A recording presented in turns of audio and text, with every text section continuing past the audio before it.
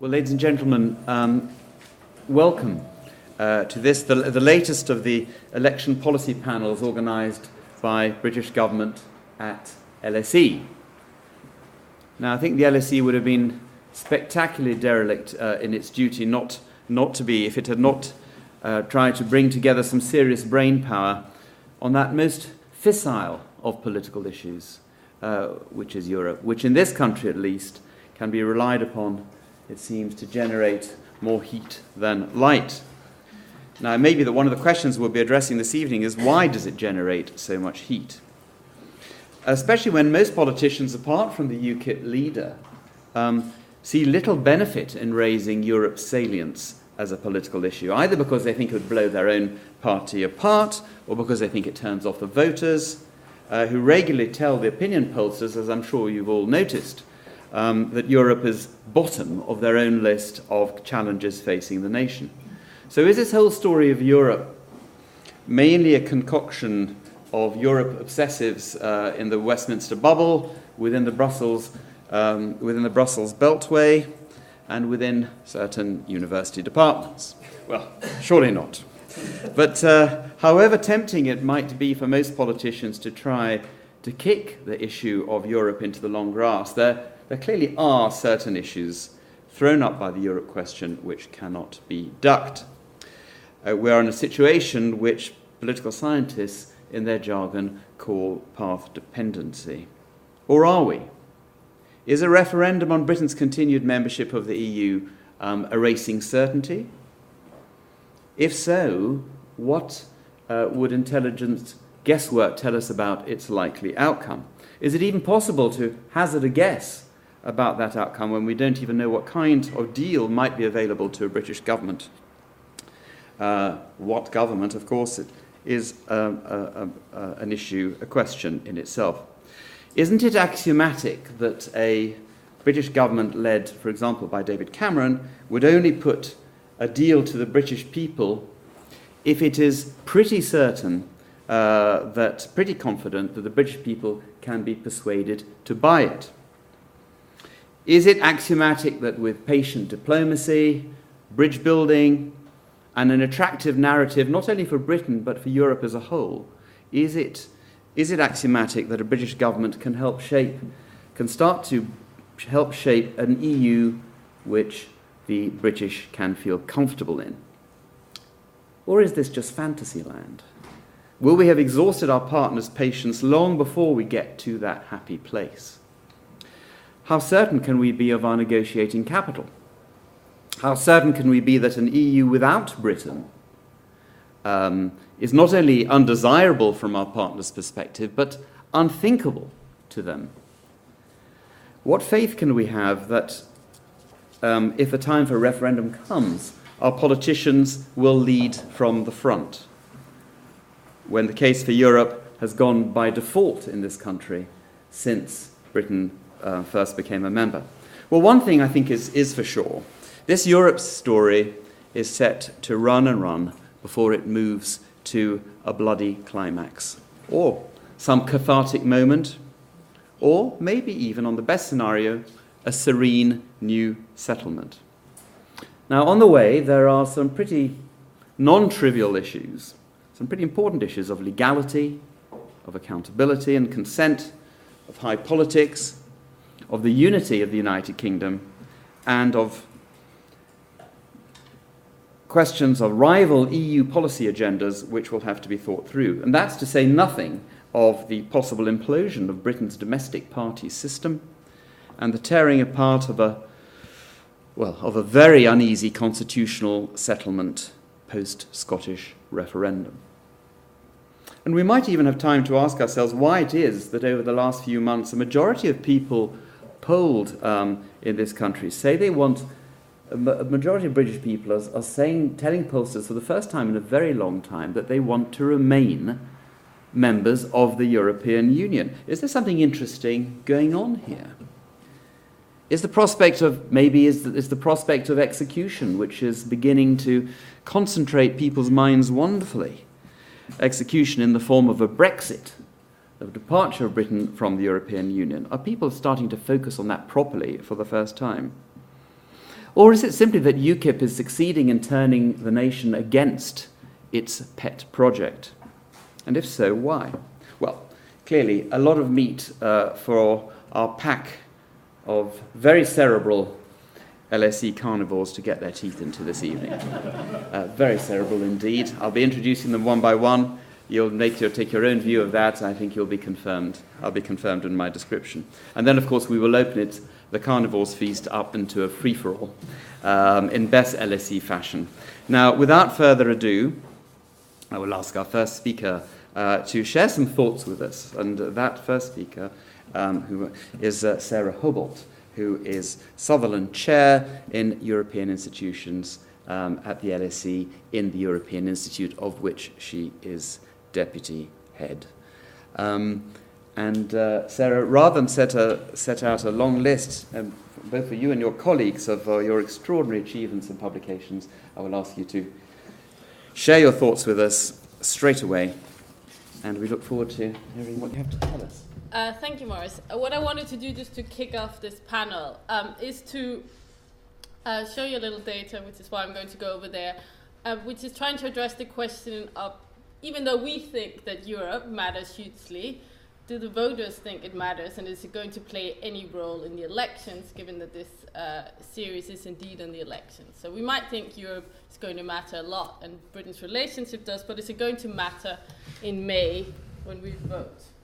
And of course, if we look at elections across Europe at the moment, Europe has mattered a lot, not least in the most recent national election in Greece, of course with implications that mattered for all of Europe. And some of that story is about the declining trust and the increasing Euroscepticism across Europe that came alongside the euro crisis. And that's meant that in Europe as a whole, but also in the UK, you can see the UK tracks nicely. Public opinion in the UK is nicely cyclical, not like the economy, with the rest of Europe. And what we see is that when the financial crisis became a sovereign debt crisis, we saw this decline in trust. What we also see, and that's across several polls, that in the last, since the autumn, there's really been a pickup, and particularly in Britain, this has picked up. But generally, and this is something we've seen for the last sort of 3 decades in Britain, is that support in the UK for European membership, trust in the EU is always lower in Britain than an EU average. Now, that doesn't mean that the Brits are more likely to blame the EU for the economic problems than the rest of Europe, and that's not surprising given that, of course, Britain is not in the Eurozone, it's not a bailout state or anything, so it's been a lot less affected by the crisis than the rest of Europe. And here you just see answers to a question on whether you blame the EU for economic problems compared to 4 other countries, and you can see that in Britain, that's generally much lower than inside the Eurozone. Now, one thing that may fool us into believing that the Brits care terribly about Europe is the elections in 2014, so the European Parliament election where UKIP came up top. So that may make people think, wow, people really care about Europe when they vote for UKIP. This is, of course, the United Kingdom Independence Party. And if you look at support for UKIP and this sort of marginal effects coming out of my model, you can see that, indeed, voters for UKIP tend to be anti-EU. But they're also anti-immigration, they're generally economic pessimists, they're anti-sort of redistributive measures, and they disapprove generally of the establishment of the government.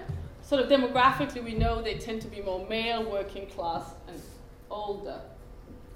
But this is really what I wanted to highlight to you, namely, does EU matter in the general election? So if we look at the most salient elections which have been tracked by Maurice, you can see that actually, even despite what we've seen with the euro crisis, the salience of Europe in the media, if you ask people what they think is salient and also what they're going to think about in the election, Europe doesn't come top at all, it doesn't come in the top 10. What comes in the top 10 or in the top 3 generally is the NHS, immigration, and the economy. Now, of course, there's a caveat here, because to the extent that parties are able to link immigration to Europe, it can matter. And that is, of course, what UKIP in particular have realized. It's part of their strategy, which is why they generally talk much more now about immigration than they talk about Europe. And this was just what Maurice mentioned here, so I think it's not a majority, but rather a plurality now of people when asked about membership, what if there were to be a referendum tomorrow on membership of the European Union, what would you vote? And indeed, we have seen that as the support of UKIP has been rising, at the same time, interestingly, there's also been an increase in support. And I think Maurice is right in his analysis when he say that back then, it was just an attitudinal question, do you like EU or no, not really. Now it's a question that's much more about if there actually was a referendum tomorrow, and that might, it's a real possibility, what would you vote? And then that tends to that will raise another set of considerations in people's minds. So that was just the final piece of evidence I wanted to show you, which is also something Maurice talked about, is the devolution question. A lot has been made of the fact that the Scots are so different when it comes to public opinion than the rest of Great Britain, and if there were indeed to be a referendum and there were to be a no vote, then Scotland would say, then we want a different deal, which is probably the case. I agree with that analysis.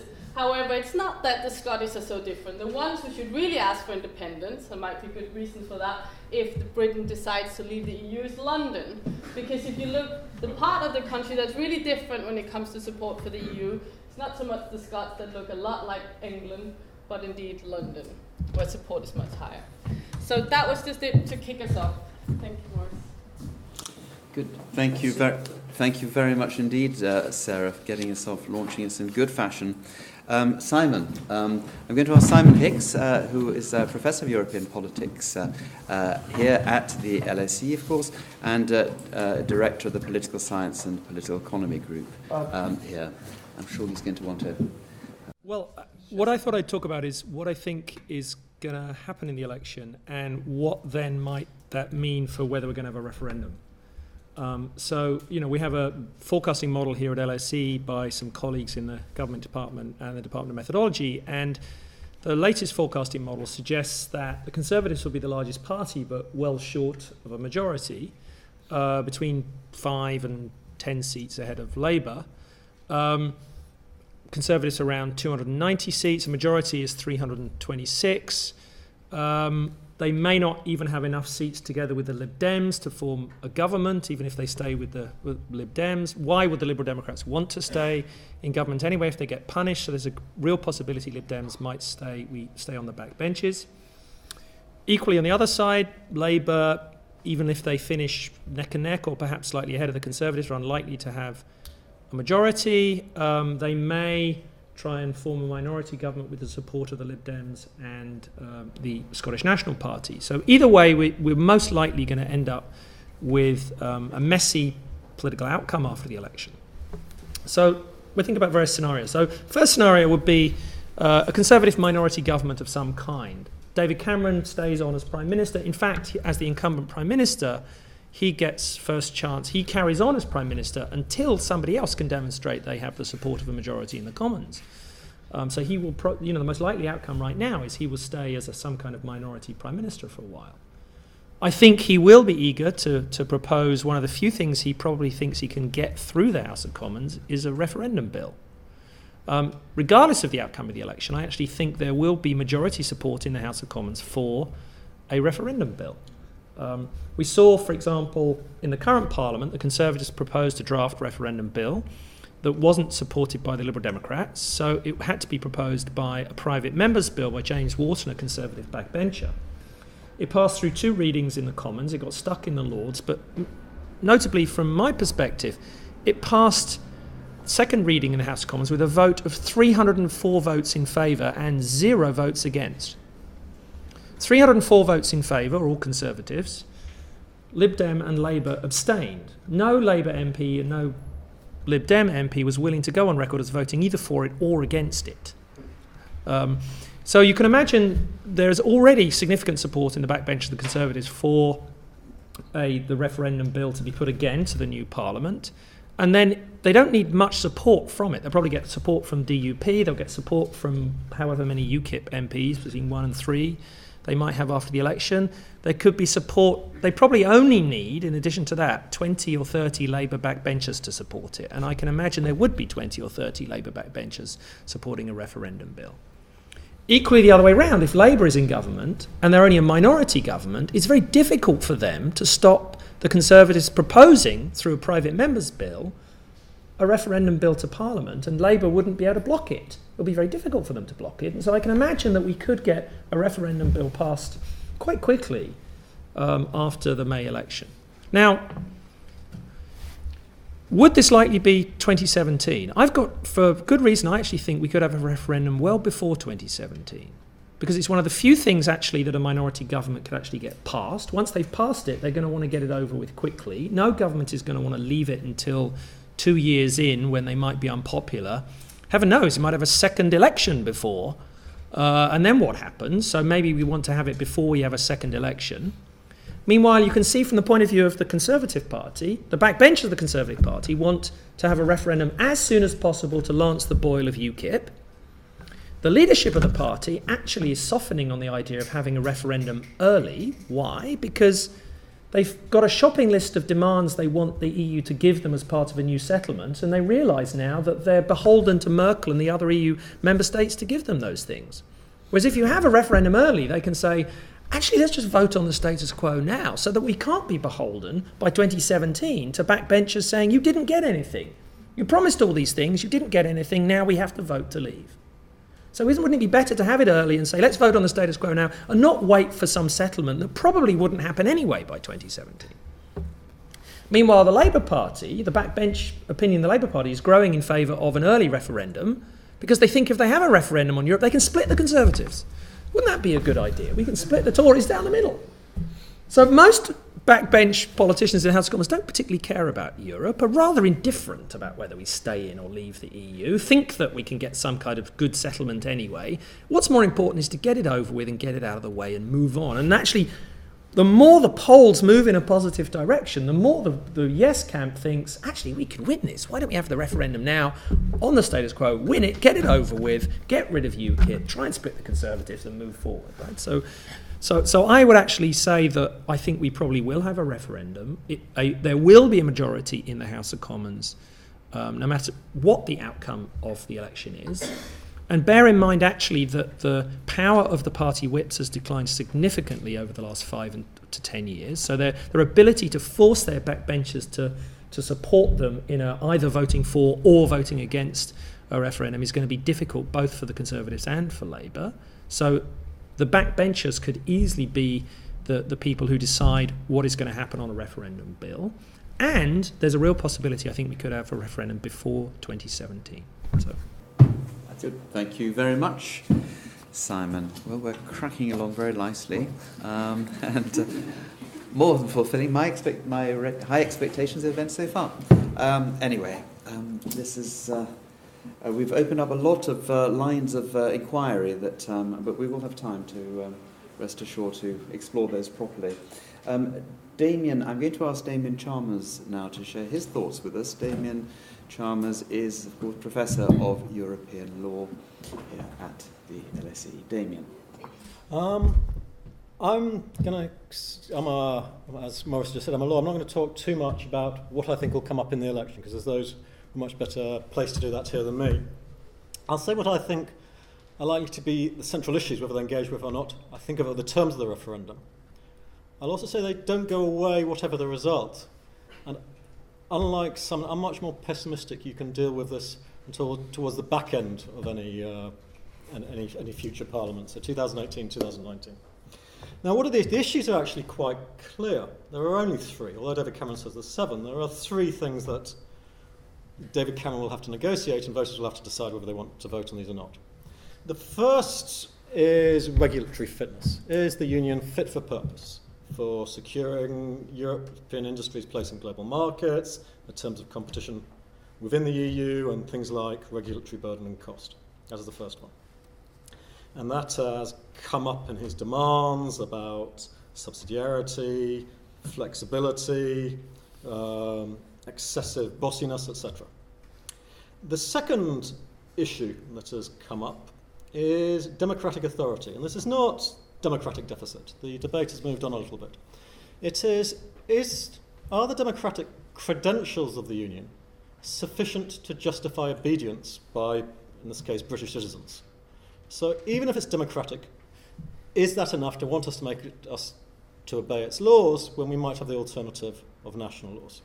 And we see these issues in democratic authority, with the stuff about ever closer union, role of national parliaments possibly having some sort of red card, and general whinges about centralisation. And the third one, the first two I don't think will come up much in the election. The third one that will come up a bit is the terms of political community. What does it mean to be a community of free and equals in a Europeanised or globalised world? What do we owe to others? And this has come up in the debate about welfare reform and citizens, the debate about the rights of citizens of possibly new member states, about whether there should be some GDP threshold before they should be right to free movement, etc. Now, these three issues are not really unique to the UK. They're endemic. You find similar debates, I think, across many EU 15 states, and even among some of the states that joined post-2004. And what I'm going to say is, whether you're in or out, they don't go away, and the actual problems are quite paradoxical. So turning first to the regulatory question. Now, basically what has happened with the EU is it has a very outdated form of regulation. It's a clunky form of regulation. Regulation by rules that got its industry a first mover advantage in global markets. The rules of the game across world trade are largely European for goods markets. Now, this first mover advantage has now largely disappeared. You see that in the attitude of European institutions, the growth of standardisation bodies, as non-European industry has adapted and uses European rules. And so what has happened is, what do you do about that? The EU is facing that in the challenges of how it deals with standardisation agencies, refit, the growth of the ECB in developing standards for financial services rather than using legislative measures. And what you tend to see, what's currently happening in the EU, and this is what the debate Cameron will have to have when he goes to negotiation, is greater regulatory diversity while trying to leverage this declining influence for some access to non-EU markets. This is a little bit what TTIP is about, in my view. Now, the problem is that doesn't go away when you leave the EU. That European rules are still the rules of the game. But paradoxically, saying that you have to obey Brussels, therefore you shouldn't leave, is, to my mind, the false argument. Okay, if you're going to obey those rules, whatever, maybe being outside might give you some wiggle room. This is what has happened in other states. Industry can still choose to use those rules if it wants to. This is the so-called Brussels effect. But the real problem for states that leave the EU is that they have weak regulatory institutions. That, and thinking how they regulatory innovate to get their industry's advantage, you find non-EU states struggling. The challenge is not that they have to obey Brussels, but they can't think of smart regulatory strategies themselves. So this is the first debate he will have to enter into. The second challenge is democratic authority. Now, the current position is clearly the EU does not have democratic authority. Its legislative processes are very dominated by executives compared to national ones, and the real problem is that EU citizens don't believe in them compared to national ones. Only 9% of EU citizens really think of themselves as identifying in a strong, mixed or pro-EU way when it comes to their relationship, ideational identity things. So you might say there's a real challenge here. You reclaim democratic authority by leaving the EU. The problem is you don't. If you look at countries like Switzerland, in the 20 years between 1990 and 2010, they spent a third of their time in the Swiss Parliament thinking about EU laws. And there was always the challenge, do we obey foreign laws, which generated dislocating issues for their settlement. But more crucially, and the Swiss were more democratic than most, normally the transposition methods you have in these states involve executives implementing EU laws. And we actually saw this with the scandal surrounding Protocol 36 and how the Home Office dealt with the 130 measures that the UK were going to opt into. So the paradox of leaving the EU is that you may actually have less democracy because you will still have to deal with this weight of legislation and you won't have the institutions for it than you would domestically if you stayed in the EU.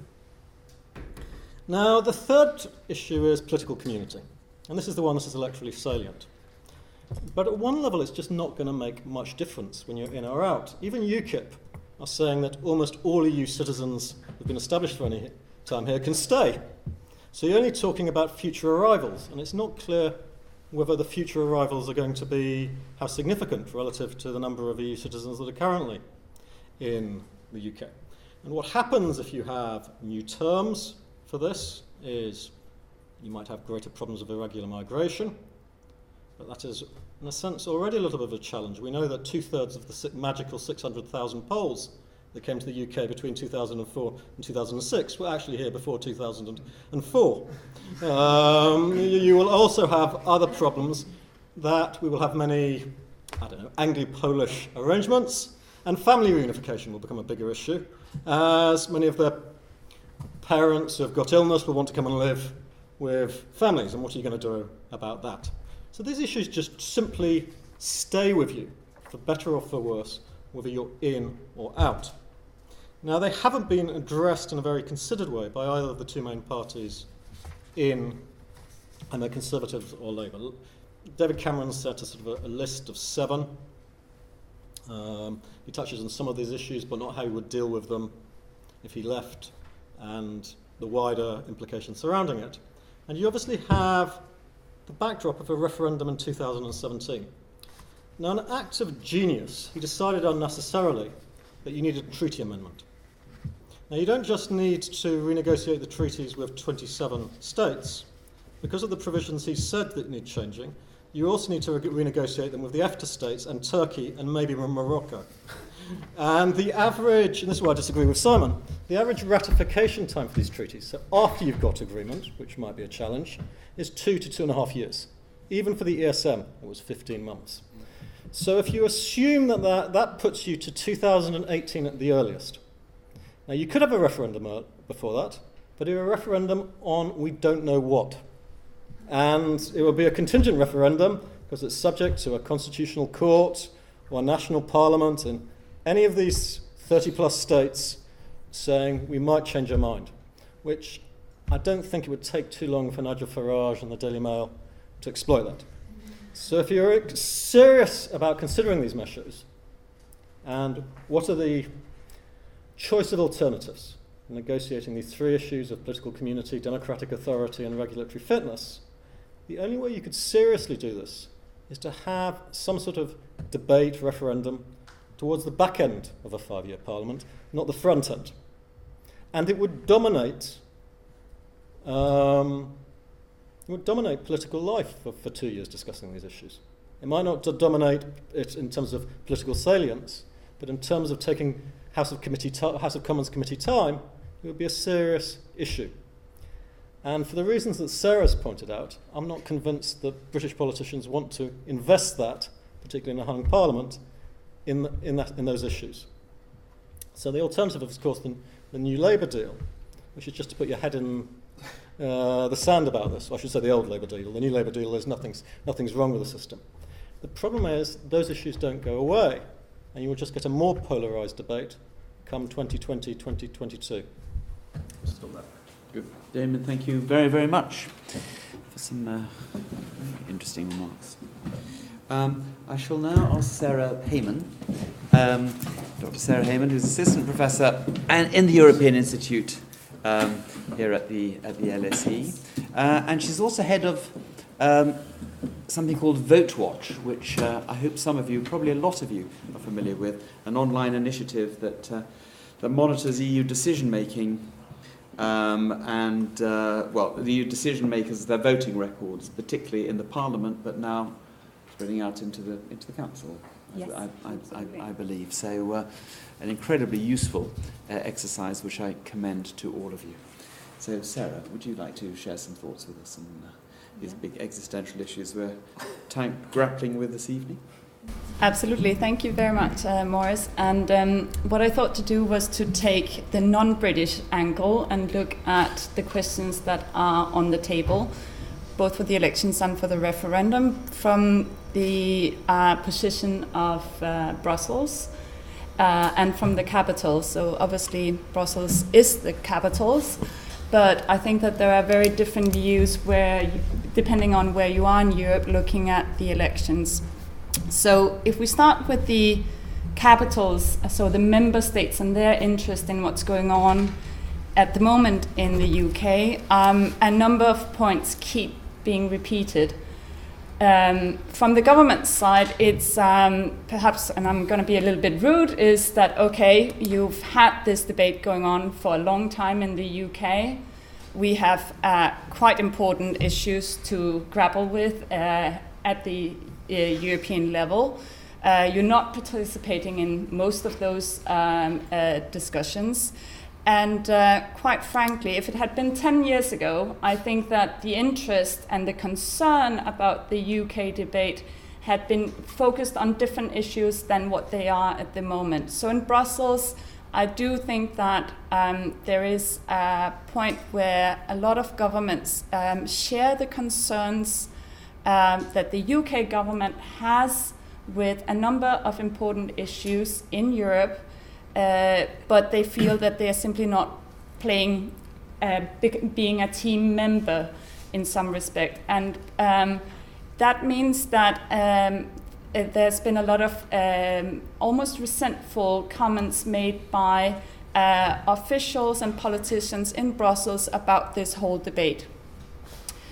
Now, there's a big puzzle from the capitals why it is also that the rhetoric used in the UK debate is quite isolationist almost, as if it is a unique problem that the UK is dealing with in terms of its immigration concerns, in terms of the economy, etc., etc. Those are all issues that we can recognize across Europe, obviously, in different forms. And the UK has been seen as the strongest and very important voice in the internal market, has very like-minded countries that usually would look to the UK as their leader, so to speak. And I have heard several times from senior representatives that it's a shame that that position is not being played as a group of concerns by a number of member states, that the UK could actually find real allies around some of these issues that play up in the national debate. But we don't see that very much between the capitals, and we don't see that very much in the positions in Brussels. Now, from the capitals' position, the other thing that they are very much looking at the moment is also, of course, how this squeezed middle of the centre parties, that is obviously still dominant in politics, but how they react to the fringes. And again, it's a phenomenon we see in national politics throughout Europe at the moment. But whereas before the story has been very much about the radical positions in countries that were under dire stress, Greece, Podemos in Spain. Here it's obviously a very different situation. You can say perhaps even a more civilized debate. But certainly in the Netherlands, the Scandinavian countries, some of the Eastern European countries, these features of the different fringes and the main centre parties is very recognizable. So there is concern about the legitimacy that the issues that are brought up by the fringe parties, that how that is brought into the mainstream debates and reacted to by those centre parties. Because how are they then supposed to tackle the debate domestically themselves? So I think that that's also one of the key interests that the capitals have in the forthcoming elections, and subsequently, if there is to be a referendum, also in that respect. Seen from Brussels, and by Brussels, I mean the Commission, the European Council President, and now the administration that also seeks to mediate and act in the important dialogues we have between the member states in Brussels. I quite frankly think that whatever the UK position will be, they will see that if it is a muddling through kind of position, that okay, we are not going to take the referendum, we're not going to have the yes/no answer out of the way very quickly, then that's a greater concern in a way, because there might then be those allies that have the same concerns, that will want to have the same kind of considerations about new deals, about potential opt-outs from more and more issues. So in a way, what I've heard in Brussels is very much that the UK could do Brussels a favor by saying, okay, we're leaving, definitely leaving on core policy areas, so we can get the rest of the group to unite and get on with it. That was, it's of course not what anyone goes out to the media and said, but I've heard that in many debates and discussions with people in Brussels. I'm being a bit rude here, or maybe making a very strong point, but I certainly recognize that. So the last point I wanted to make is that also from Brussels, I think that while this debate continues in the UK and whatever comes with the referendum, what has happened certainly is that it's brought a lot of attention to the democratic deficit, or the democratic question that Damian referred to before, that it's a real concern in all of the European countries, and the legitimacy question is for the first time so pronounced that Brussels has to react. And I think that we will see a number of important steps towards that, whether it's in further economic integration or in any of the major policy areas, justice and home affairs, immigration questions. There will be a different demand for accountability. Of course, I'm a bit biased with Simon and Michiel working with Vote Watch, but I certainly, in our work on that, I certainly see that the Council is moving in the direction of having more information given about what actually happens between the governments, how they vote, how they decide on policies, not at European Council level, but in daily negotiations in the Council. And I think that national parliaments, with their already increased role, will continue to play a greater role in maybe not formal legislative decision making, but they will be a part of the debates about what happens at the EU level. The more we see about redistributive politics in EU, I would expect that to be more and more pronounced. So I think I'll finish on that point. Sara, thank you very, very much indeed. And I will now ask Michiel van Hulten to share his wisdom with us. Michiel is a visiting senior fellow in the LSE European Institute. He's a former member of the European Parliament, and he's now an independent consultant and analyst based in Brussels. Michiel, the floor is yours. Thank you very much. Yes, as Simon whispers, I'm also an LSE alumnus. In fact, the last general election I remember discussing at the LSE was the 92 one, when Simon and I were both sitting on that side rather than on this side of the table. And it's actually quite a similar election to the current one. Lots of differences, but in terms of Europe playing a big role in the background and the uncertain outcome of the election, I think there's a lot of similarities. I thought I should start off by making a sort of more philosophical comment, which is that because I'm going to say something about how the EU looks at this debate. Sara has already said something about that. But I think one thing that we always have to bear in mind is that the UK and UK politics is a subject of particular fascination for people across the continent, probably the world as well. I mean, that's something to do with the democratic tradition of the UK and the fact that democracy, as often said, was born or at least matured in the UK. And it's kind of reminiscent of having like an open kitchen in a restaurant. You know, everybody can see what's going on, and so everybody has a view on it, and everybody likes to comment. And I think it's always important to bear that in mind when looking at the role of the UK in Europe. If other countries had similar sort of pantomime politics and accessible debates about what was going on, they might be more interested in what other countries were doing as well.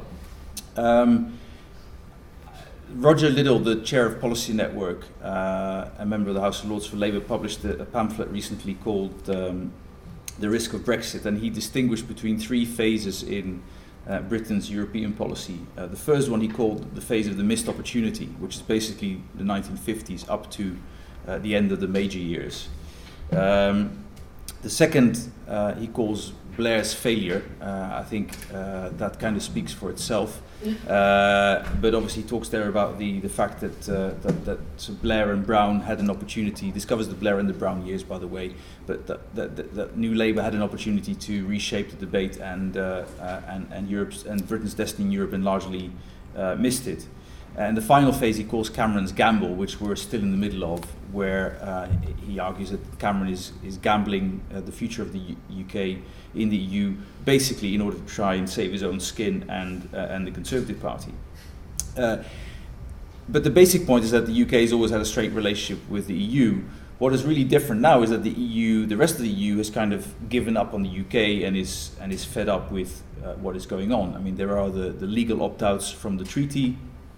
More recently, there have been a string of court cases where Britain doesn't just lose the decision in Brussels, but then goes to Luxembourg to try and fight the cases that it's lost, not always unsuccessfully, by the way, mostly unsuccessfully.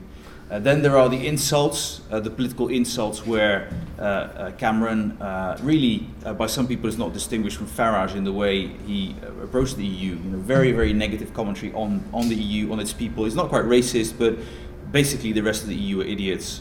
And if only we understood everything the way the UK understands it, we'd be taking very different decisions in Brussels. And so there's a kind of British exceptionalism which the rest of Europe is now taking exception to.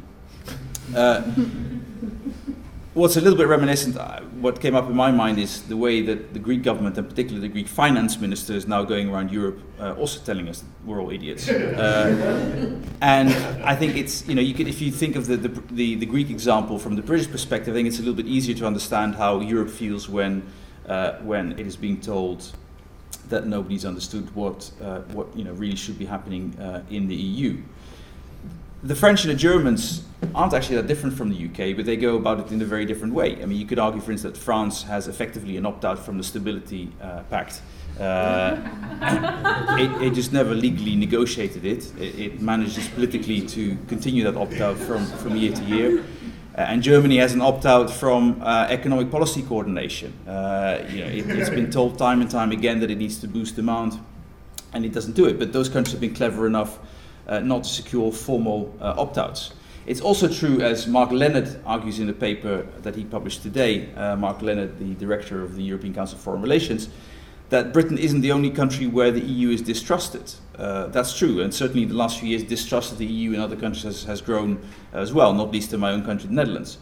But there is a fundamental difference which he doesn't mention, which I think that there's still a feeling that even though the rest of the EU also distrusts the EU institutions, there isn't a fundamental questioning of the membership of the club. And that's a feeling that exists in the rest of the EU when it comes to the UK, that the UK has been a reluctant member of the club, fair enough, many countries have been and still are, but nobody fundamentally questions their membership of the club on a fundamental basis. And that makes it very, very hard to have a constructive discussion where there is a feeling of mutual trust and the feeling that progress can be achieved together. I want to mention an anecdote which something that happened not so long ago. The new European Commission was being appointed, and the UK, of course, nominated Jonathan Hill as commissioner, and he didn't do so well in his confirmation hearing in the European Parliament. And I got a call from a good friend in Whitehall who said, Michiel, can you help? Can you talk to your party, which is the Dutch Labour Party, and can you persuade them that what they're doing now is really dangerous in the European Parliament, and they need to confirm this guy, otherwise they'll just strengthen the Eurosceptics in the UK. And I said to her, you don't understand. I mean, first of all, there's a party political issue, which is this guy's a conservative and I'm a socialist. So I'm not, Brussels doesn't work the way it used to. There are party political differences, and if I did have an inclination to support someone, it would probably be somebody from my own political family. But much more importantly, the UK doesn't have this credit with people anymore. I mean, even with people like me, I've grown up here partly. I studied here, but people who've been traditionally friends of the UK and have been willing to make the case for the UK's exceptional position are no longer willing to do that, because we're not basically getting anything in return, and we don't see a prospect that anything we do in Brussels is going to help change the terms of the debate here, as long as politicians here aren't themselves prepared to invest in talking differently about the EU and go differently about the way that they try and change the EU. And I think he sort of understood. Of course, the commissioner in the end did a second hearing, which was much more sort of Euro-friendly and got confirmed by the European Parliament. The question now is how to move on from the present situation. The first thing I would say is that the lesson we see from experience in other European countries is that you can be critical of the EU and still be pro-EU.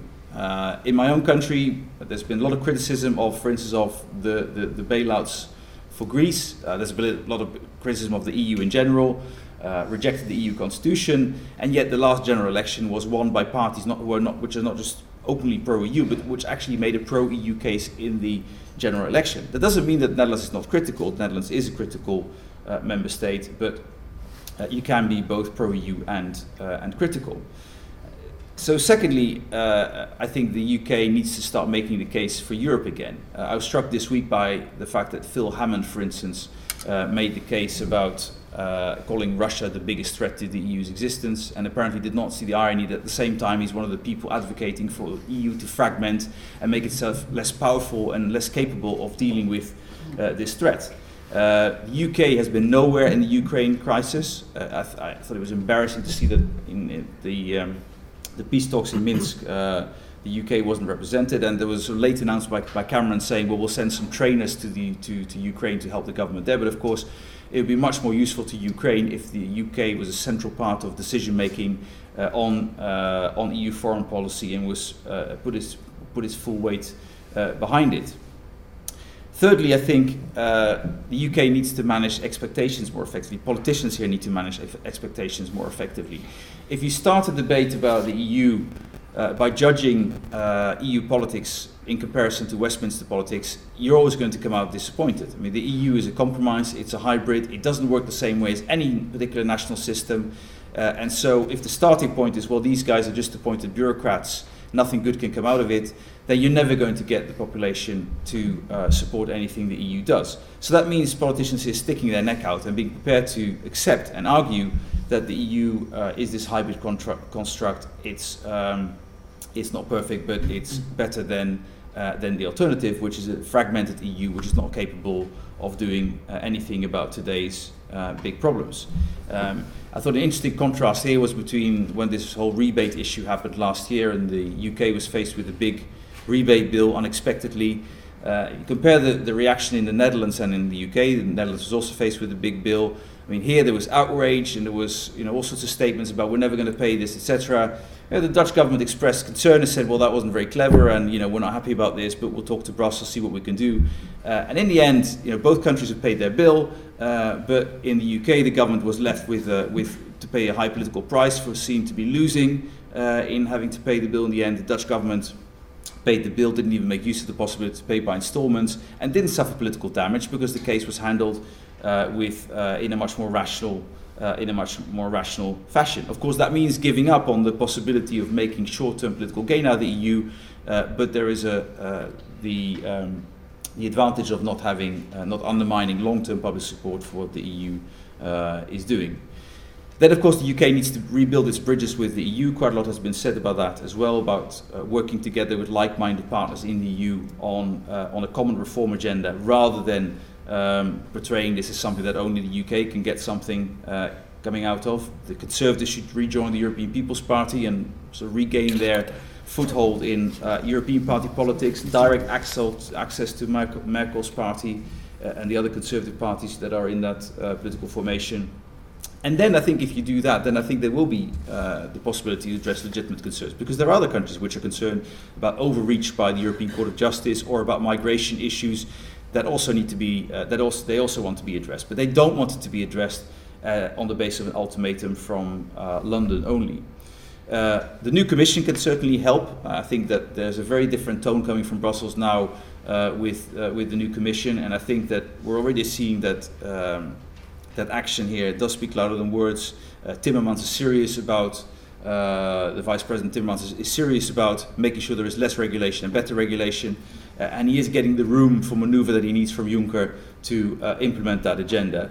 And finally, I would say I think a referendum can have a very beneficial effect on the whole debate. I mean, people who say that it will not settle the question forever are right. It won't settle the question forever, but it can press a reset button, certainly for the foreseeable future, and give a new lease of life to the relationship between the EU and the UK. And it's also not the case that there are no negatives to not holding a referendum. I mean, people are concerned about a Labour government not, having its first term dominated by the EU. If there is a referendum, well, if there is no referendum, it will also have its first term dominated by the EU. So I think this is, in a sense, a lose-lose situation. It's better to then to go for the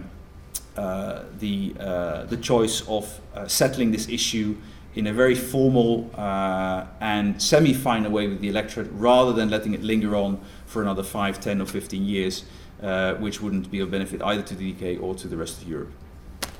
Good, Michiel. Thank you very much indeed for a very feisty set of remarks.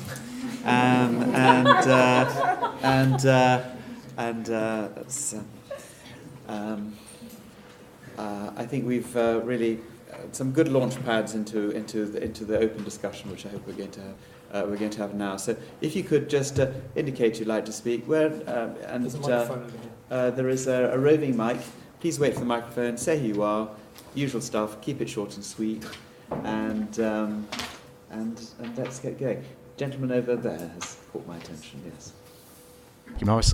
Tim Oliver, currently in LSE Ideas, before this at Sandhurst, and before that a series of think tanks in Washington and Europe. Two broad questions. First of all, picking up on the last point, I agree that a referendum probably does need to happen, although it won't solve the issue. But one issue that a lot of people think it will solve is that it will kill off UKIP. Will it?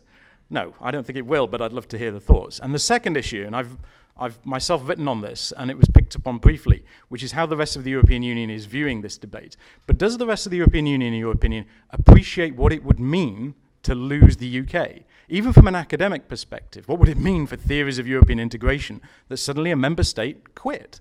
I mean, does the rest of the EU fully understand what this might entail? Thanks.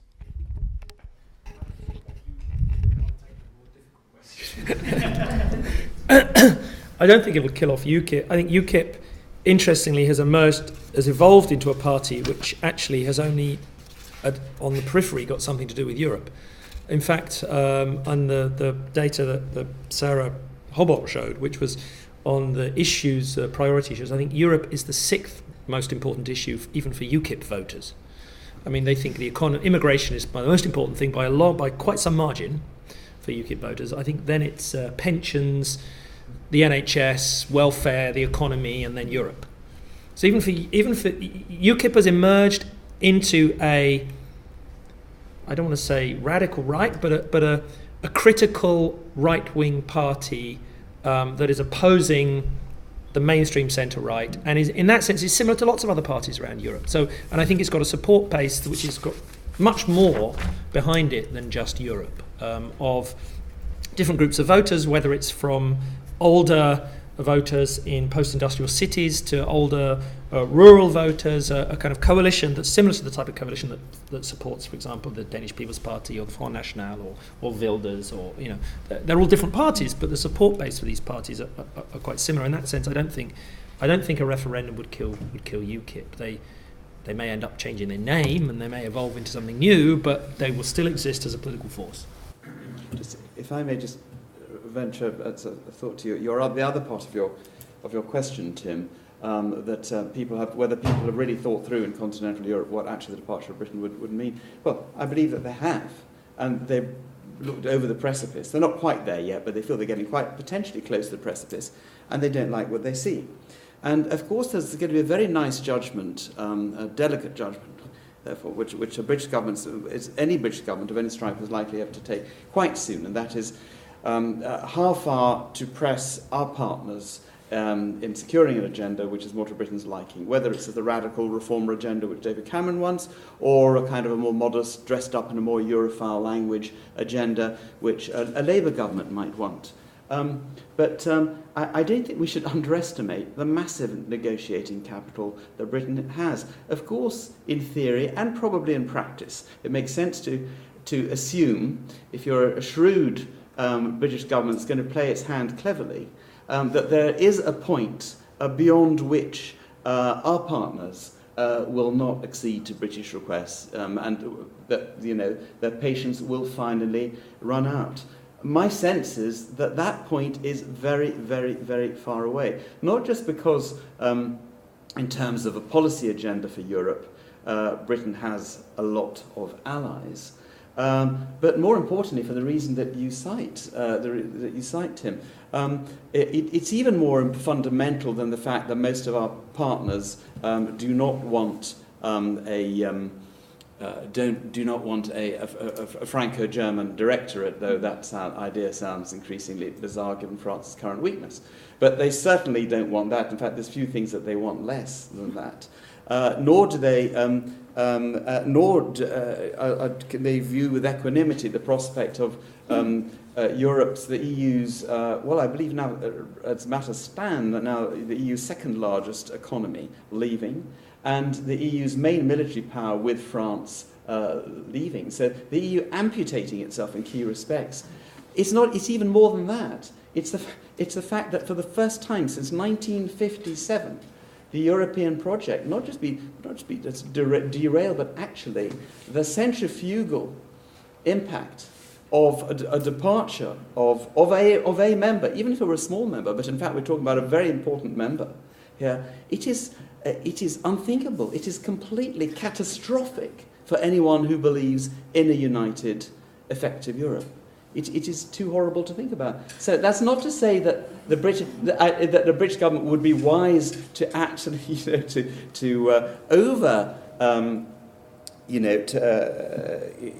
completely lose any sense of what is achievable and the point at which we actually alienate our neighbours. But I think that point is very far off. And I think David Cameron's made that calculation and reckons, therefore, that he can get a pretty good deal. Can I come back on that, Maurice? Yes. The position of there's a couple of things. First of all, I'm not clear about David Cameron's calculations because he's messed up over the budget, he messed up over the fiscal compact, and he messed up over Juncker, and of course he messed up already in his first negotiations, which wasn't free movement of persons. Having cravenly said that he believed in, it was craven as change. Having said very clearly he believed in a free movement to work and not a free movement to claim, he then reversed that position 3 months later after a meeting with Conservative backbenchers. And the only reason he went for welfare reform in the end was Merkel said that if you insist on this, you will not get it. And he would not have got it not just from the German governments, but from a number of others. So this makes treaty reform very difficult for him to get. And it's difficult for a second reason. It is not just executives that will be making this decision. It will be national parliaments, many of whom are now highly fractured because of the squeezed middle. They will have to be convinced that what is being offered is good for their constituencies. And this limits the wiggle room that is available for Anglo-centric settlement. Finally, final point. I'm not convinced I'd be sad if, in some ways, if the UK left the EU, because I'd lose my job. But I'm not... The UK already is partly outside the EU. It's what EU law applies to the UK, rather than who has a few jobs in Brussels, is not really very different from Norway or Iceland. And when you have a settlement involving nearly 30 states, with hopefully some more states joining, to assume that those political systems and legal systems are going to remain stable over time, because we have similar debates about Hungary and Romania, for the medium term, is a little bit optimistic. I think one should accept that if Greece or the UK came in and out for a while, it's not the end of the world. The UK is only about 12, depending how you look at it, 12 to 15% of the EU. That is not that big, and I don't believe and I think most of the rest of Europe will be very upset to think that it is just run by the French and the Germans without us. I don't think that's how they see it. I've got to bring you these two. Surely.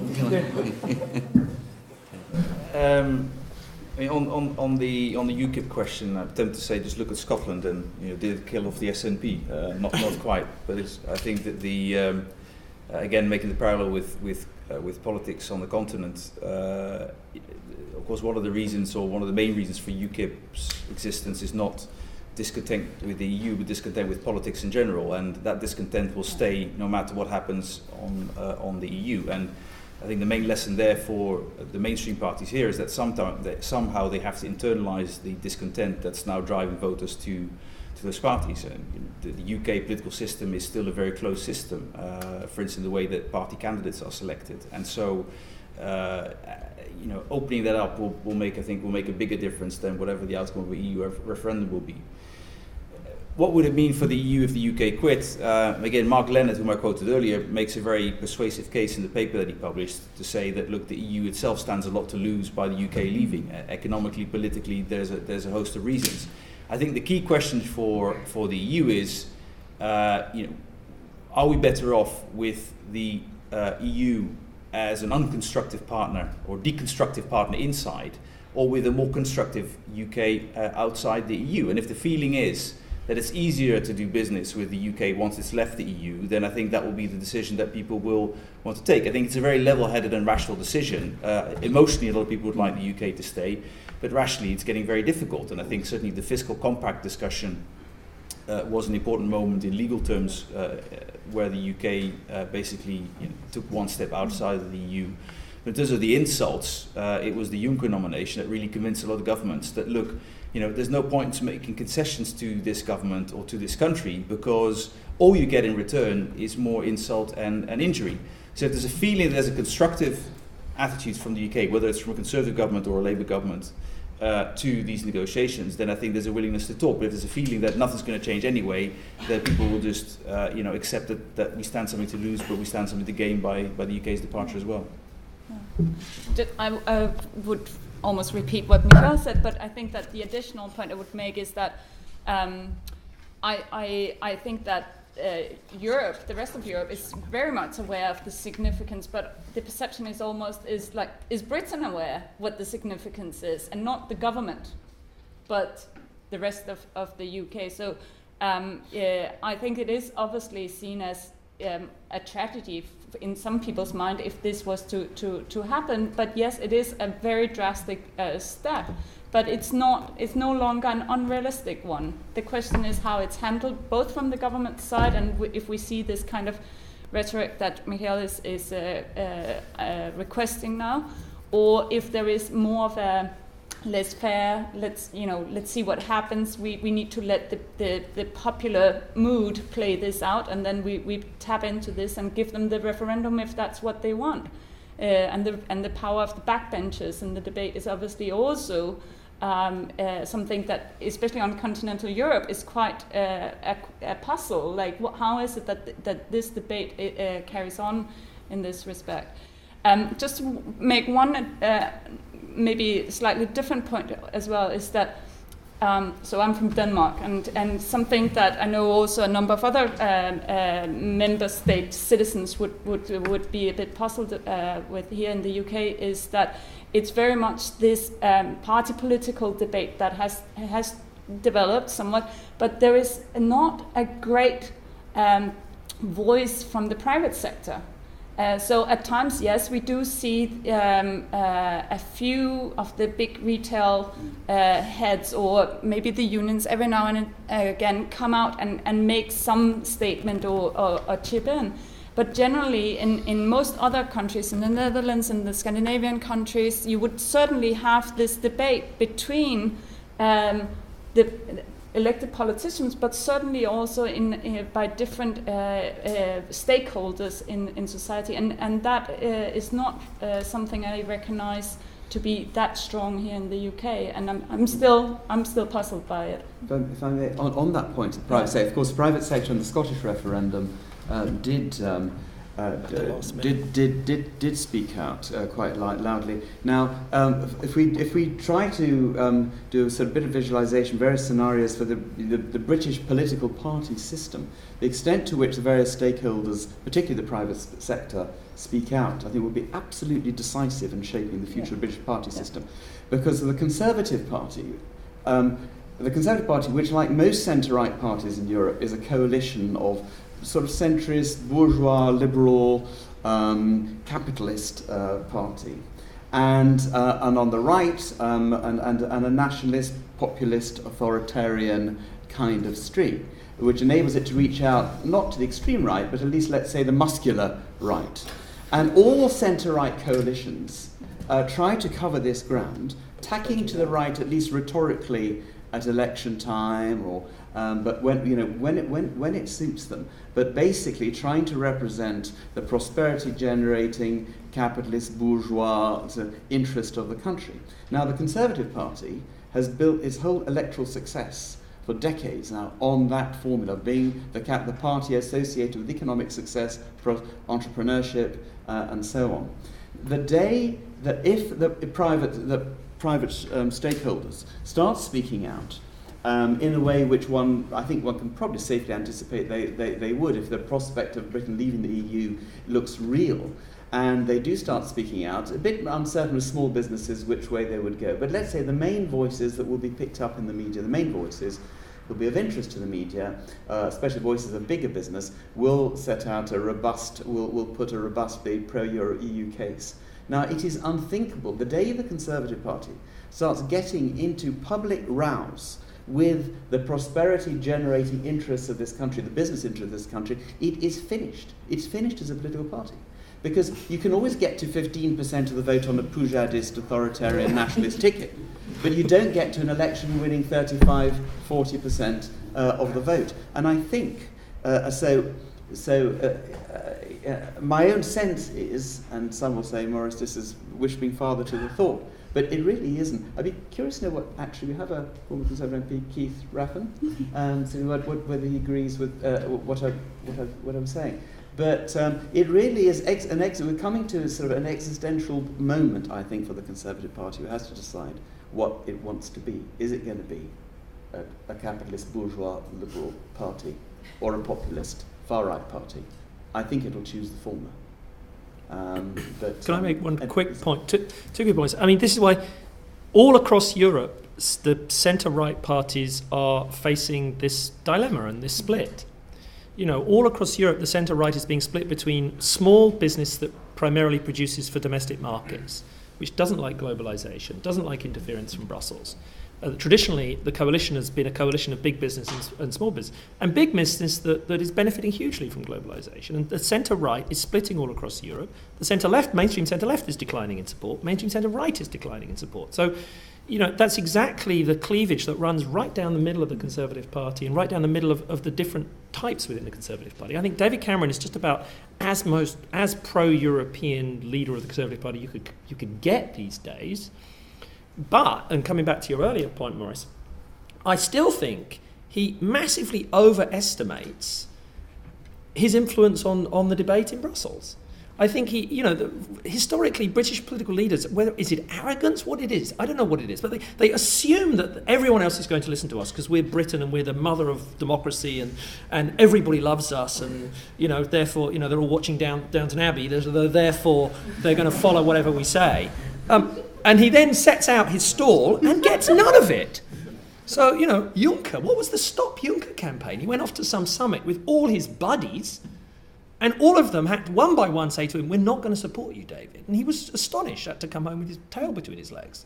And you can see this time and time again. When Merkel came over and had addressed both houses of Parliament, the press was full of, David's going to do a deal with Ange. We're going to have, she's here to come and tell us that she's going to back him on a few things. She made a speech that essentially was, I'm not going to be able to agree to anything you're putting on the table. I'm just letting you know now, was kind of my reading of this. It's less likely he's going to want to expose himself to those possible... So we massively overestimate how much we can extract concessions from the rest of the EU. And this is pushing people like Tusk and formerly Reinfeldt, and all our supposed allies of the Conservative Party. Alexander Stubb, LSE alum, married to a Brit, spent several months a year in the UK, a real Anglophile. He cannot possibly be seen to be a friend of David Cameron, because David Cameron sits in the European Parliament with the True Finns, and the True Finns are not just a right-wing anti-European party, they're an anti-Swedish minority party in Finland. And Alexander Stubb, the Prime Minister of Finland, is a Swedish minority.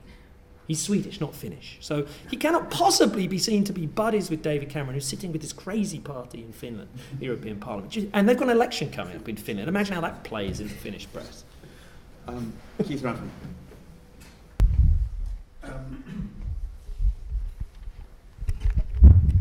Yeah, I agree with some of the things that Maurice has said. I mean, I'm a former Conservative Member of Parliament, but actually I left the Conservative Party in 1990 over Europe, principally. I then became a Liberal Democrat in the Scottish Parliament. Now I've left them because they went into coalition with the nasty party. So I'm not. So I'm running out of parties. So I'm a truly independent voice. But no, I'm not SNP. Though don't underestimate them. And they've provided a good government.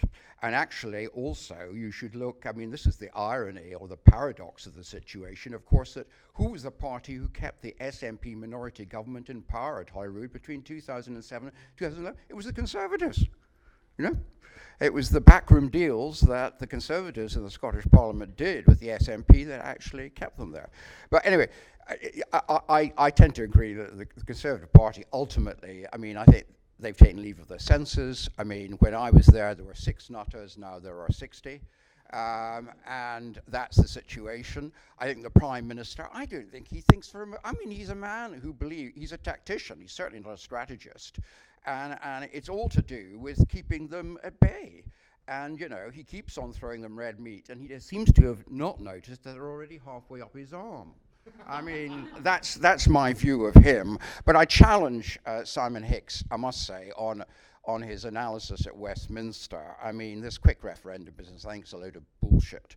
And I do agree that we're facing a minority government. I think that we're facing a very messy political situation. I think the likelihood is that the Conservatives probably will be the biggest party simply because of the SNP. Scotland is the key to this to May the 7th, basically. It certainly looks it at the moment. The Liberal Democrats look like less than half. I think, you know, if they've got, you know, if their IQ is into double figures, they'll go to the back benches because they don't want to lose the remaining 25 seats the next time round.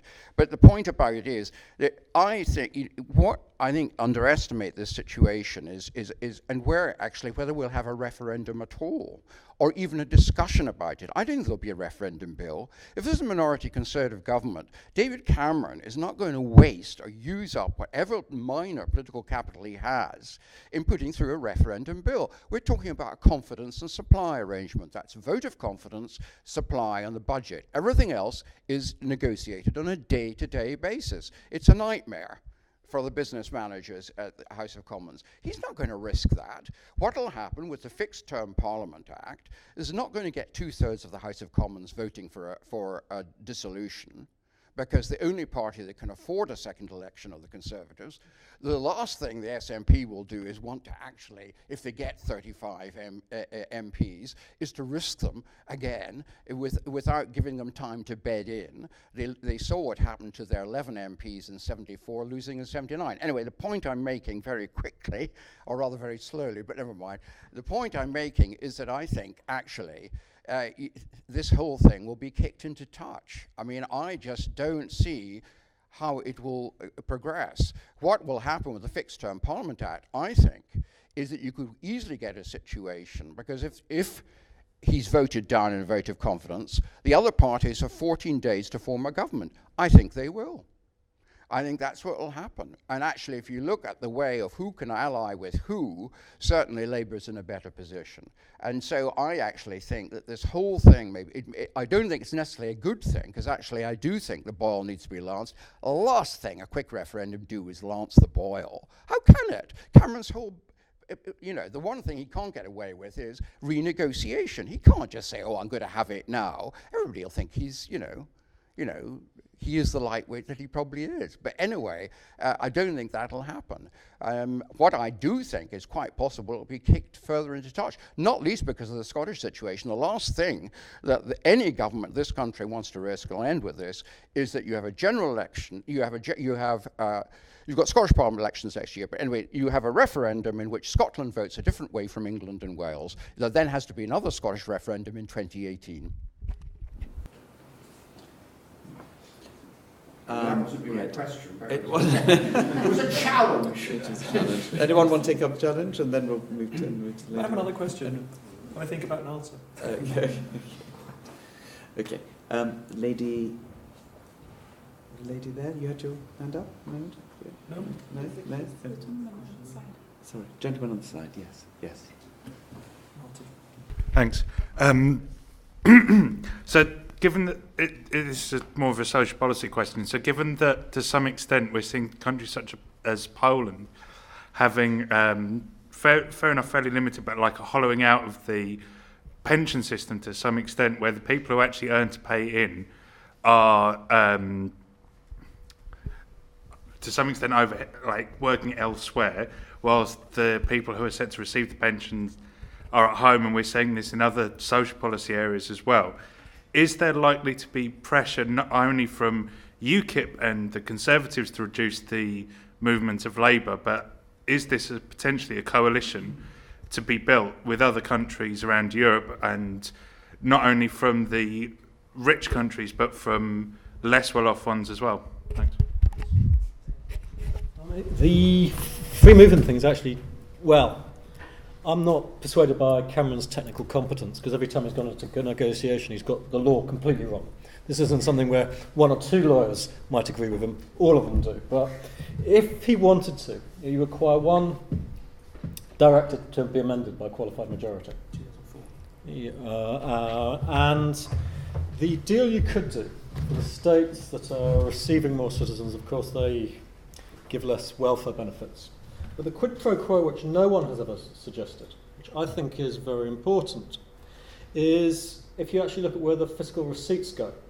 Now, I don't think most people realise, but for practical purposes, the first 18 months, most people work abroad. They are fiscally resident, assuming they've left their state of nationality, in their state of nationality. Their taxes should be going, so if you're Polish and you're working in the UK, in the first 18 months, your taxes, by and large, should be going back to Poland. Now, because we have a very deregulated labour market that's largely on service contracts, and with the individuals concerned, the sums might not always be considerable. It doesn't often happen. But you could have a situation, and this would be where you'd offer to those states, many of whose nationals work abroad, where you say income tax for the first year and a half or 2 years comes back to you. I personally believe that quite strongly, that is right. I don't see why those states who've trained these people and have their own needs shouldn't get that money back. The host states will still be benefiting from indirect taxes. And it's actually consistent with most fiscal practice. The Conservatives, of course, haven't suggested that at the moment, because the argument for migration is always put on fiscal receipts, and that's one of the programs. It's a rather narrow way of couching it. I wish it was put in other ways. But I think that would be the way of resolving it, so that all governments would be happy. Haven't we burnt a lot of bridges in Central and Eastern Europe as a result of this debate? I mean, Yeah, Tusk used to be a close ally of Cameron, and Poland is infuriated by what used to be. Poland used to think that we were like the UK on a lot of issues in the EU. They've been pushed further and further away from us. The more the debate about free movement in the UK grows, the more it's seen as an anti-Polish debate in the UK. Yeah, and you don't realise the quid pro quo, which is poor treatment of Polish citizens here by the private sector, or the question of fiscal receipts that's raised by the question. And both of those things, in my view, there's a case that the British government hasn't answered, and it's been remarkably one-sided. But I think one part of your question was, would Britain have allies on something like this? And I think the answer to that is yes. I mean, if you look at public opinion in most of sort of northwestern Europe, they share exactly the same concerns that UKIP voters do here, and it's a sizable chunk of the electorate, 20-25%. And so governments, elsewhere, especially in Western Europe, are also pressed by these concerns, and making a deal on something like that, not necessarily restricting freedom movement labour as such, but access to benefits, where tax receipts go and so on. That would definitely be something that, if Cameron played his cards right, I'm sure there would be support for in other capitals. Can I add a more general point, because I'm not an expert on social policy, but which is that I think this is one of the things where the EU, so the rest of the EU, also has to look at itself, because something that I have always found in Brussels, and I think many people experience, I alluded to it in my introduction, is that being critical of the way the EU functions is often equated with being anti-EU. And that situation has meant that I think that we're facing a lot of issues today that we didn't need to face if people had accepted that certain things need to be discussed at a much earlier stage. And I mentioned this because I think that all the unintended consequences of, or maybe to be expected consequences of things like labour migration were never addressed because there is such a taboo on challenging the freedom of movement of workers. Anybody talking about negative consequences this may have in particular areas or particular sectors or for particular policies is basically portrayed as being anti-European. The same is true with Schengen and the free movement of people. I mean, there's no question that the free movement of people in Europe and open borders makes it easier, for instance, for terrorists to move across the EU. Yet you can't say that because that's questioning the basic precepts of the EU and the achievements that we've reached. And we have to acknowledge that there may be negative, unintended consequences of EU policies that need to be addressed. And doing that will help strengthen the EU in the long term. And that's also where partly I think the answer for the UK's conundrum lies. I mean, if there are lots of people in Europe and lots of governments who on specific issues have major concerns about what EU policy is having in terms of unintended consequences, intended consequences. And the UK should be doing a lot more in working together with those governments to identify those issues, to put them on the table in a non-emotional but rational way to try and address them. And certainly the whole issue of how our national social security systems interact with an open labour market in the EU is one of those issues that needs to be addressed. Thank you. Yes, gentlemen.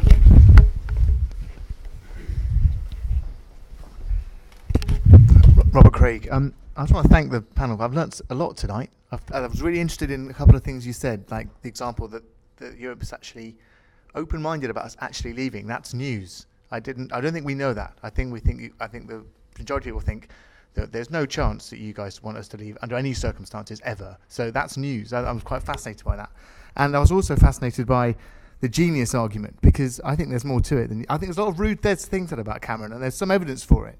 But he may have learned some stuff from this. I think there's a way through this which he's going to trace, and I think it's this, which he's going to go there and say, can we have something short of treaty change? That's just a negotiating starting point, is the treaty change. He's going to drop that like a hot brick very quickly in the negotiations. And then he's going to, and this question for Damian I have really, and it's a tough question maybe, what can he get by way of sub-treaty changes in regulatory or directive format that addresses what is the key issue, I think, for the majority of people in this country, which is welfare claimants and benefit claimants outside from non-UK citizens. I think the British people are pretty calm about people coming to work here. It's claiming benefits when they haven't earned it. That's what irritates them. And I think if that boil is lanced, and there's a 4-year, 5-year moratorium on claiming any benefits when you get here, I think the debate will simmer down pretty radically. And also support for EU will go up considerably, and that's the and so he goes to Europe. He gets that negotiated in about a year. He gets his regulation through, and I very disagree with my friend here who's talking about pushing it to the long touch. The idea that Cameron can stand on an electoral platform where he's mentioned every 10 minutes that he's going to give a EU referendum and then not do it and stay as Prime Minister is nuts. He's got to do it, and he's got to get a majority. He's not going to get one. Well, even if he hasn't got a majority, if he's a minority government, if he's still the Prime Minister, he doesn't give it a referendum in 2017. He's I think Simon's absolutely right. The left Labour MPs will vote for it. Well, perhaps. There I bow to your skill, to your knowledge. But that's what he's actually going to do, and he's going to get it through. And there's going to be a referendum. He's going to win the referendum. That's going to launch the boil. Get a 4-year moratorium on welfare benefits, and the thing will die down. The issue will go away. It's that simple. Yeah. Very briefly, I mean, I wish you were right. Legally, it'd be very possible for him to do that. But they took a position even before his speech on welfare, EU citizenship and welfare reform, that they wanted treaty change, particularly about ins and outs. I think largely for presentational reasons to show it's significant. What you could have done, and it was very interesting, when he gave his speech about, and it was said in question and answers with the press that they wanted treaty change, and I think it was prompted the press. The Minister for Europe had a meeting with all the ambassadors where they said that they weren't so sure about treaty change with all the ambassadors of the other EU states. But what you could have done as an alternative is you get this all through secondary legislation, and then you have some sort of political agreement that this is the basis on which the UK has entered into a referendum. There would not be a treaty amendment, and this you have done some sort of Luxembourg agreement that there's vital interests for this to be changed. There has to be a British vote, and that would be a sort of a fiddly but legally easy way of doing it. But he's announced that he's not going to do that. So it'll be challenging for him to run a referendum where he says he's got a significant deal. He then comes and said, well, we only need to change a bit of legislation anyway. And that will be his problem. What I found interesting about the speech last November, where he set out his 5 demands on migration, what was interesting was the evolution from the Bloomberg speech through then the Sunday Telegraph 7-point shopping list, through then to November where he set out his 5 demands. It narrowed down just to immigration. It's all about immigration now. He dropped the getting rid of the ever closer union line and all the other bits and bobs he was interested in. Red cards for national parliaments. Red cards for national parliaments is probably going to happen anyway. The Dutch and a whole bunch of other people are in favour of it. Nobody's going to let us have an opt-out from ever closer union. It's pretty meaningless anyway, so what's the point? But it's all narrowed down to immigration. But what was interesting about that, I found, was how what he asked for was not actually preventing any kind of access to benefits in the first 4 years. What he specifically asked for was in-work benefits and wasn't Social Security, what was the other one? Housing benefit. Housing benefit and in-work benefits is what he asked for. And why did they ask for that? Because they'd made the calculations. My understanding is they'd made the calculation, they realised actually, substantively, the amount of welfare claimants that are not in-work benefits and housing benefits by EU migrants is tiny, it's peanuts. The benefits they're actually getting are in-work benefits because they're all working, and housing benefit, which is a huge chunk. So they're the key things, actually, that the Treasury, from substantive terms, from the Treasury's point of view, they're actually substantial things. Interestingly enough, access to Social Security, unemployment benefit, and other types of benefit is much more salient in other member states. Germany, the Netherlands, Denmark, Sweden, and interestingly, he didn't actually ask for it in that speech. But then, bizarrely, because he could have got that anyway through secondary legislation, reform of the 2004 directive, I think it is, why then does he have to say it needs treaty change? And this is what, on the continent, people are kind of looking at this. He says he wants these things that can be changed through a directive, yet he says he wants treaty change, and they can't quite get their head around that without realising the reason he said he wants treaty change is far more red meat for a domestic audience in his backbenchers than actually the substance of the policy. And that is going to be a very difficult circle to square, Has anyone been itching to put a question? I've cruelly overlooked them. If not, okay, I believe you, and I think you'll be our last question this evening. Please. Thank you very much.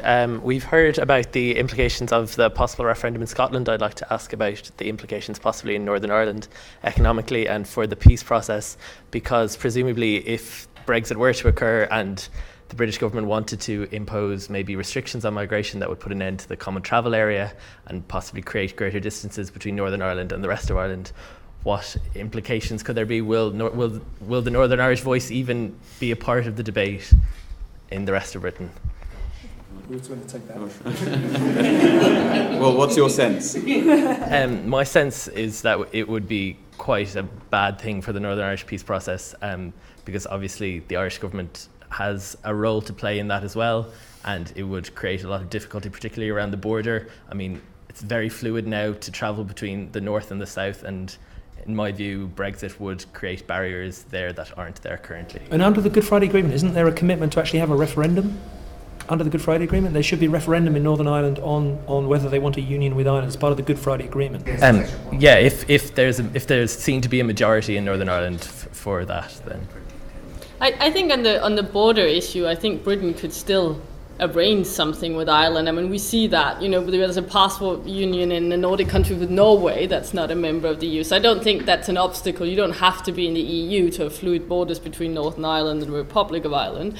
On your other question, is it going to play a role in the debate or in the British government's negotiation position? I would think probably not. So I don't think Northern Ireland is probably on the forefront of their minds. But I think post a Brexit, I think in terms of the border situation, I mean, something can be sorted out. It's not all about the EU. I mean, there are different regional arrangements already with non-EU member states, such as Norway and Switzerland. Except if the DUP hold the balance of power in Westminster.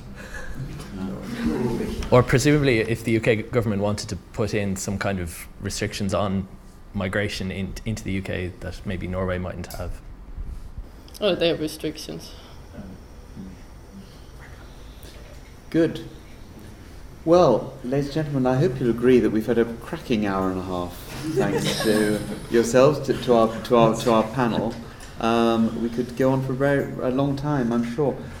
Might just take this opportunity to draw your attention to the debate on Brexit tomorrow night again at LSE, which is actually going to be, there's a study by the Centre for European Policy Studies, CEPS, in Brussels, which is being published, in fact, tomorrow. About 10 experts they brought together, looking policy area by policy area and constitutional type area and so on, at the implications of a potential Brexit. Kenneth Clarke, former Chancellor of the Exchequer, and noted pro-European, obviously, voice still in this country, will be speaking. What did you say, Keith? I said almost the only. Well, not quite. But anyway, always good value for money. So he will be speaking as well. And I do urge you to come along, assuming that this evening has not put you off for life. This rather compelling subject. So thank you very much for coming. Thank you to our panel for an excellent evening's discussion.